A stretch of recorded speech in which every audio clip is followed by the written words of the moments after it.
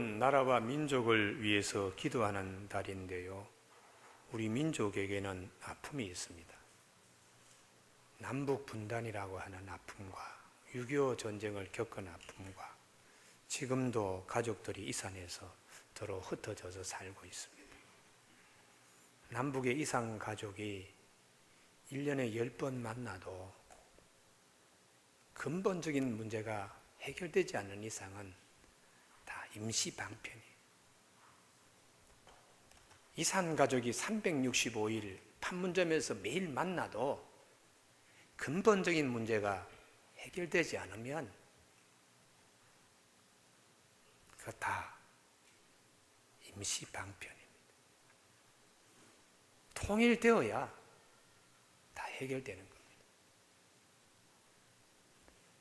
우리의 삶에 있어서도 이것도 저것도 합니다만 임시 방편이 아닌가. 근본적인 문제 해결, 그것이 무엇인가 우리가 함께 고민하고 고백할 수 있어야 됩니다. 성경 말씀은 우리의 모든 문제가 하나님과의 관계 가장 중요하다는 것이죠. 이 관계가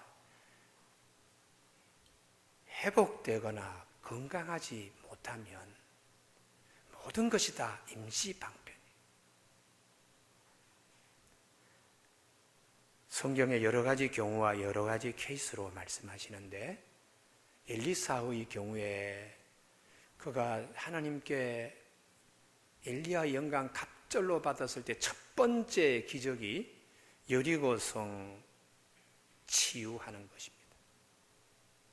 농부들이 엘리사에게 이 땅의 자연 경관은 수려한데 물이 좋지 않아서 결정적인 순간에 낙태라든지 낙과 현상이 있으니까 물 고칠 방법이 없습니까? 그렇게 질문했을 때 엘리사는 달리 생각했습니다. 물이 문제가 아니고 하나님의 저주를 풀어야 된다는 것이죠. 농부들은 물이 좋아야 되는데 그런데 엘리사는 물을 통한 것이 아니라 물을 통한 것이 하나님의 저주를 풀어야 된다. 엘리사는 물의 근원에 가서 소금을 푼 것으로 중화시키는 것을 끝내지 않고 여호와의 말씀이 이 물을 고쳤다고 하신다. 하나님이 저주에서 풀었다고 말씀하신다.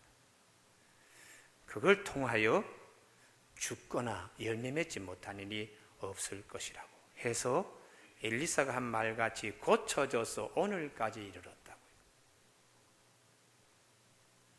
농부들은 물 얘기하지만 엘리사는 더 근본적인 것을 말하는 겁니다.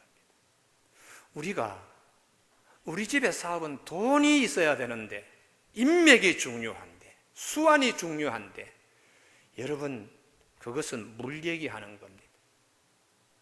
더 근본적인 문제를 한번 놓고 고민할 필요가 있습니다. 여리고 땅은 가나안 정복사에서 제일 첫 번째 순종하지 않은 땅입니다. 이스라엘 백성들이 그 땅을 하나님의 거룩한 땅으로 만들려 할 때에 이중 성벽으로 일주일 내내 버티고 있었습니다. 망할 때까지 항복하지 않았습니다. 그래서 하나님께서 여호수아와 그의 군대에게 창과 칼로 이기는 것이 아니고 입의 권세로 이기도록 하나님이 소리 질러서 침묵하고 있다가 마지막 7번째 날에 한꺼번에 소리 지르니까 이중 성벽이 와르르 무너졌어요. 그리고 난 다음에 그것으로 끝내지 않았습니다. 하나님께서 여호수아에게 말씀을 줘서 이 땅을 다시 재건하려고 하면 터 닦을 때 맏아들이 성문 세울 때에 막내 아들이 죽을 것이라고 저주를 선포해 놨어요. 그래서 아무도 여리고 성터를 재건하려고 하지 않았어요. 근데 시간이 지나고 난 다음에 하나님을 의지하는 신앙이 땅바닥에 떨어졌을 때에 아합 시대에 여호와를 믿는 신앙이 거의 찾아보기 어려웠습니다. 궁중에는 바알과 아세라 선지자 850명이 득실득실 거릴 때입니다. 그러니까 하나님 말씀은 전혀 귀에 들어오지 않고, 저주는 무슨 저주야, 그러고 베델 사람 히엘이 성틀을 닦았습니다. 근데 맏아들 아비람이 죽었어요. 그래도 그걸 깨닫지 못하는 겁니다. 성 문짝을 달 때에 막내 아들 수굽이 죽었습니다. 그리고 사람들이 농사를 짓고 뭐 그러는데 영적인 걸 보지 못하는 겁니다. 그러다가 물이 좋지 않아서 그러지 않나, 엘리사가 와서 물이 좋지 않은 것이 아니라 하나님의 저주를 풀어야 됩니다. 말 한마디 선포함으로 하나님이 그 땅을 고치시고 물을 고치시는 축복의 역사가 있게 되었습니다. 교우 여러분, 그래서 영혼이 잘된 같이 범사에 잘되는 첩경이 우리에게 있음을 알아야 됩니다. 그것은 하나님과의 관계에서 건강해야 합니다. 그래야 내 생업의 터전도 하나님이 주시는 것들로 열매 맺게 됩니다. 성경은 시편 128편 1절에 여호와를 경외하며 그 길을 걷는 자는 복되도다. 내가 내 손이 수고한 대로 먹을 것이라. 내가 복되고 형통하리로다. 하나님과의 관계가 건강하고 아름다우면 손이 하는 일이 복될 것이라고. 여러분 아멘을 좀 하십시오. 공부하는 학생들은 그렇게 그 손이 복되어야 됩니다. 답안지를 쓰더라도 이게 복되게 그냥 정답만을 골라서 해야 되는데 그냥 꼭 정답은 피해가지고 그냥 자꾸 가는 학생들이 있어요. 선생님의 말씀을 딱 들어도 그냥 탁탁 짚혀지는 것이 있어야 되는데 허섭합니다. 딴 생각하는 거예요. 옛날에 동해안 같은 생각, 또 아버지 따라 남대문 같은 생각, 뭐 친구 따라가지고 무슨 패스트푸드점에 갔던 생각, 이런 생각으로 막 흔들리니까 공부 50분, 45분 수업이 그냥 헛지나가는 거예요. 이게 우리의 사업도 마찬가지입니다. 하나님이 우리에게 영혼에 변치 않는 축복의 말씀을 부어주실 때, 아, 저것이 오늘 나에게 하나님이 주시는 말씀이다 하고 아멘하고 약속을 붙들면 그 약속은 성립되어 이루시는 것은 하나님께서 이루어 주시는 것입니다. 생업터전뿐만 아니라 육신의 문제도 마찬가지입니다. 동일한 엘리사의 경우에 아람의 군대장관 나만이 있었습니다. 장관의 복장, 그것은 외식이었습니다. 그는 문둥병 근본적인 문제를 고쳐야 했습니다.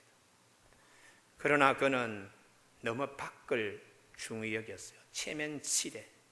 그래서 엘리사에게 병 고치러 갈 때에 은 10달란트, 금 6,000개, 의복 10벌, 거기다가 견나자비로 군인들과 병거, 수레를 모는 사람들 이래가지고 으르르 하고, 그 제1국의 국방부 장관이니까 그 위세당당하고 위풍당당하게 그렇게 엘리사 집에 나타났는데, 엘리사는 외모에 신경 쓰지 않았습니다. 중심을 보시는 하나님, 그걸 나만에게 심어주고 싶었습니다. 그래서 문간에 나가서 아예 보지도 않았어요. 처방은 요단강에 내려가서 7번 몸을 담그시오. 그런데 이 군대 장관이 아주 분노가 그냥 폭발했습니다. 우리나라 다메섹의 아바나나 바르발 강도, 이스라엘 모든 강보다 더 훨씬 수질도 좋고 훨씬 강도 크고 물줄기도 힘찬데, 아니 이 또랑 같은 요단강에 와서 나를 어떻게 보고 물에 7번 내려가라 그러나. 나만이 그의 군대 복장을 벗기 전에 제일 벗기 어려운 것이 자존심이었습니다. 우리가 이 자존심이 하나님과 우리 사이의 관계를 회복하는데 큰 걸림돌이 되는 경우가 많습니다. 결국은 그 옆에 있는 종들이 아버지 이보다 더 큰 일을 부탁하더라도 하셔야 병 나으려면 그렇게 해야 되지 않습니까? 그 말에 마음이 싹 돌아서는 거죠. 오늘도 우리가 자존심 뻑뻑하다가 성령님이 설득하는 겁니다. 너 근본적인 문제 해결받아야지 그게 해결되는데 자존심 버리라. 그래서 이 나만이 그 많은 사람들 보는 앞에서 어린아이처럼 들어갔다가 나왔다가 7번 그러고 있는 사이에 병이 나버렸습니다. 그리고 난 다음인데요, 그의 눈이 달라졌습니다. 이스라엘에 있는 흙도 소중하게 보는 사람이 되었어요. 그래서 고국에 돌아갈 때에 노새 2마리에다가 흙을 싣고 돌아갑니다. 고국에서 올 때에 은 10달란트, 금 6,000개, 의복 10개는 상관하지 않고 노새에 이스라엘 흙이라도 실어가겠다고. 이게 은혜 받은 사람의 모습입니다. 엘리사가 요단강에 7번 내려가 몸을 담그시오.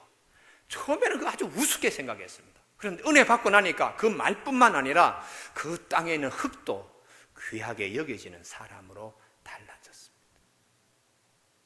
여러분, 우리 삶 가운데 가짜에 휩싸여 근본적인 문제 해결받지 못하고 항상 내 영혼이 메마름 속에 있는 우리 교우들이 없기를 바랍니다. 할렐루야. 항상 하나님께서 나의 영혼에 기름 부어주시는 말씀 듣고 본질적인 삶이 무엇인가. 어떤 분이 순댓국집에 가서 음식을 시켜놓고 손님의 시각으로 쓴 글을 제가 소개하겠습니다. 순댓국집에서 국밥 한 그릇을 기다리고 있는데 음식점 출입문이 열리더니 8살쯤 되어 보이는 어린아이가 어른의 손을 이끌고 느릿느릿 안으로 들어왔습니다. 두 사람의 너절한 행색은 한눈에도 거린임을 짐작할 수 있었습니다. 조금은 쾌쾌한 냄새가 코를 찌르고 음식점 주인 아저씨는 자리에서 뻘떡 일어나 그들을 향해 소리쳤습니다. 이봐요, 이렇게 손님이 없는데 다음에 와요. 구걸하러 온 것으로 생각한 거죠. 아이는 아무 말 없이 앞 못 보는 아빠의 손을 이끌고 음식점 중간에 자리를 잡았습니다. 음식점 주인 아저씨는 그때서야 그들이 음식을 먹으러 왔다는 것을 알았습니다. 저 아저씨, 순댓국 2그릇만 주세요. 응, 알았다. 근데 얘야, 이리 좀 와볼래? 계산대에 앉아있던 주인 아저씨는 손짓을 하며 그 여자아이를 불렀습니다. 미안하지만 지금은 음식을 팔 수가 없구나. 거긴 예약 손님들이 앉을 자리라서 말이야. 그렇지 않아도 주눅이 든 이 어린아이는 주인 아저씨 말에 낯빛이 금방 시무룩해졌습니다. 아저씨, 빨리 먹고 나갈게요. 오늘이 우리 아빠 생일이에요. 아이는 찬 손바닥에 꽉 쥐어져 눅눅해진 1,000원짜리 몇 장과 한 주먹의 동전을 꺼내 보였습니다. 알았다. 그럼 빨리 먹고 나가야 한다? 잠시 후 주인 아저씨는 순댓국 2그릇을 그들에게 갖다 주었습니다. 그리고 계산대에 앉아서 물끄러미 그들의 모습을 바라보았습니다. 그런데 그 여자아이가 이렇게 말을 합니다. 아빠, 내가 소금 넣어줄게. 아이는 그렇게 말하고는 소금 대신 자신의 국밥 그릇으로 수저를 가져갔습니다. 그리고는 자기 국밥 속에 들어있는 순대며 고기들을 모두 떠서 앞을 보지 못하는 아빠의 그릇에 담아 주었습니다. 아빠, 이제 됐어. 어서 먹어. 근데 아저씨가 우리 보고 빨리 먹고 가야 한댔으니까 어서 밥도 내가 김치 올려줄게. 수저를 들고 있는 아빠의 두 눈에는 눈물이 가득 고였습니다. 그 광경을 지켜보던 음식점 주인 아저씨는 조금 전 자신의 행동에 대한 큰 뉘우침으로 그들의 얼굴을 제대로 바라보지도 못했습니다. 우리가 살면서 큰 소리 치지요. 그러나 돌아서면 그게 아닌데. 나만도 우리나라의 강들이 얼마나 좋은 강이 많은데 여기서 무엇이 병 치료한다고 큰 소리 쳤지만은 은혜 받고 난 다음 보니까 얼마나 부끄러운지. 우리 교회 다녀가신 이기웅 목사님이 계십니다. 옛날에 그분이 정치권에 있을 때 한마디 말이면 날아가는 새도 뭐 다 떨어질 정도의 기세당당한 남편이었잖아요. 부인이 교회 갔다 온다는 사실을 알고 부인을 개 패듯이 했다 그러잖아요. 그리고는 자기 집 앞에 그렇게 눈에 가시처럼 보이는 작은 상가교의 십자가를 폐쇄시킬 정도로요.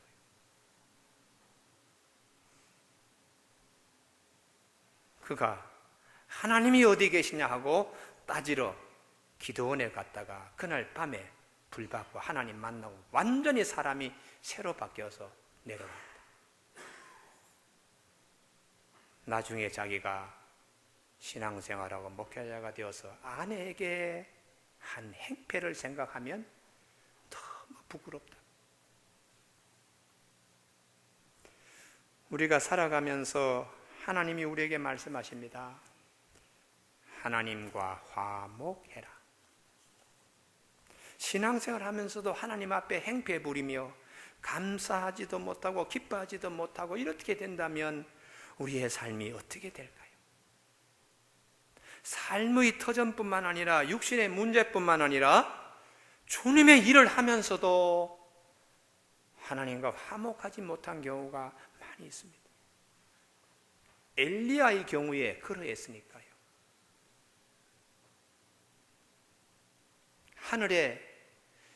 하나님께 기도해서 하늘에 불이 떨어진 엘리야요, 3년 6개월 동안에 가물었던 그 땅에 기도 7번 해서 비를 가져와서 아합의 수레를 진흙바퀴로 진흙에 빠지는 그런 바퀴가 진흙에 빠지는 일을 한 엘리야도, 하늘에 불과 비를 가져오게 한 엘리야도 어려운 일이 당했을 때에 원망하고 불평하고 하나님과 화목하지 못했어요. 그래서 로뎀나무 아래 가서 하루길 걸어가서 죽겠다고 하나님 앞에 불평하고, 나중에 하나님이 사자 천사를 보내가지고 떡과 물병을 먹여서 설득해서 시내산까지 데려갔는데 그 기도굴 바위굴 속에 들어가서도 계속 불평하는 거예요. 하나님을 세미한 음성 가운데 만나도 그의 불평은 끊이지 않았습니다. 열왕기상 19장 14절 만군의 하나님 여호와께 열심히 유배하오니 이는 이스라엘 자손이 주의 언약을 버리고 주의 제단을 헐며 칼로 주의 선지자들을 죽였으며 오직 나만 남았거늘 그들이 내 생명을 찾아 빼앗으려 하나이다. 내가 얼마나 열심히 주님의 일을 봉사하고 주님의 나라를 위해서 교회를 위해서 헌신했는 나에게 이런 어려움이 있을 수 있습니까? 하고 계속 불평. 그러니까 하나님과 화목한다는 것이 하늘에 불 가져오고 하늘에 비 가져오는 것보다 더 어렵다는 것이. 여러분, 우리가 우리 영혼 깊은 곳에 좀 힘들면 원망하는 그 원망의 마지막 자리는 항상 하나님을 향하여 있습니다. 그래서 성경은 우리에게 하나님과 화목해라. 그래서 항상 기뻐하고 범사 감사라고 권면하는 것이. 어떤 70세 되신 분이 글인데요, 몇 해 전 한 동창과 이 얘기를 주고 받은 일이 있었습니다. 그때 그 친구는 부인과 사별을 한 지 얼마 되지 않은 때였습니다. 그 친구가 이렇게 얘기해 주더군요. 사별한 부인의 물건들을 정리하다가 실크 스카프 한 장을 발견했다고요. 그건 그들이 뉴욕을 여행하던 중에 유명한 매장에서 구입한 것이었습니다. 아주 아름답고 비싼 스카프여서 애지중지하며 차마 쓰지 못한 채 특별한 날만을 기다렸답니다. 친구는 이야기를 여기까지 하고 말을 멈추었습니다. 저도 아무 말을 하지 못했습니다. 잠시 후 친구가 말하더군요. 절대로 소중한 것을 아끼고 두었다가 특별한 날에 쓰려고 하지 마. 네가 살아있는 매일매일이 특별한 날들이야. 여러분, 우리가 매일매일 소중한 날이 될 수 있는 비결이 있습니다. 하나님과 매일매일 화목하며 사는 것입니다. 우리가 매일매일 하나님께 감사하며 기뻐하는 삶. 그래서 사도 바울은 고린도 교우들에게 21절 말씀, 예수님께서 십자가에 달려 돌아가셔서 하나님과 우리 사이를 화목하게 하셨기 때문에 우리는 늘 화목하게 살아야 한다. 21절, 하나님이 죄를 알지도 못하신 이를 우리를 대신하여 죄로 삼으신 것은 우리로 하여금 그 안에서 하나님의 의가 되게 하려 하심이라. 아들을 죽이기까지 우리를 사랑하셔서 화목케 하신 하나님, 그 하나님 앞에 우리가 화목해야 된다는 것이죠. 성경에 우리 믿음의 선진들은 하나님과 화목하게 하는 비결을 여러 가지로 말씀하세요. 아브라함의 경우는 말씀을 들음으로 하나님과 화목했습니다. 창세기 14장에 보면 전쟁에서 그는 힘써 이겼습니다. 남북 연합 전쟁에서 조카 롯을 다시 데려와서 밤새 그 북방 지역까지 가서 전쟁에 승리하고 돌아오는 길에 그는 하나님의 사람 멜기세덱을 만나서 이게 내가 잘해서 전쟁에 이긴 것이 아니고 하나님이 뒤에서 이기게 만드셨다는 이 얘기를 알고서 10분의 1 전리품을 멜기세덱에게 드렸지요. 그리고 그는 실오락이 하나 갖지 않고 전리품을 다 다른 사람에게 줬습니다. 여러분, 큰 일을 하고 깨끗하게 한 후에 사람의 심리가 공허해질 때가 있습니다. 아브라함도 마찬가지로 그 공허해질 때 하나님이 오셔서 채워주시기 위하여 아브라함아, 나는 너의 큰 방패요 상급이다, 이렇게 위로하시는데 아브라함이 참았던 내면의 깊은 곳에서 스프링처럼 탁 튀어오는 질문이 하나 있었습니다. 무슨 얘기요? 뭘 주시려고 지금 그러십니까? 나에게 아들 주신다고 말씀해놓고 아들은 뭐 주시지도 않고 뭘 주신다고 지금 이렇게 나타나서 그러십니까? 나는 내 방식대로 우리 집의 종을 양자로 드리겠습니다, 이러고 아브라함이 투덜투덜 거릴 때 하나님이 투덜거리는 텐트에서 나와서 하늘에 별을 보라고, 그리고 네 자손을 이 별들과 같이 많게 하겠다는 이 말씀 한마디에 아브라함이 금방 하나님과 화목합니다. 그래서 창세기 15장 6절에 아브라함이 믿으니 여호와께서 이를 그의 의로 여기셨다고 이렇게 말씀하고 있어요. 사랑하는 교우 여러분, 아브라함이 여호와를 믿으니 조금 전만 하던 마음 깊은 곳은 항상 질문입니다.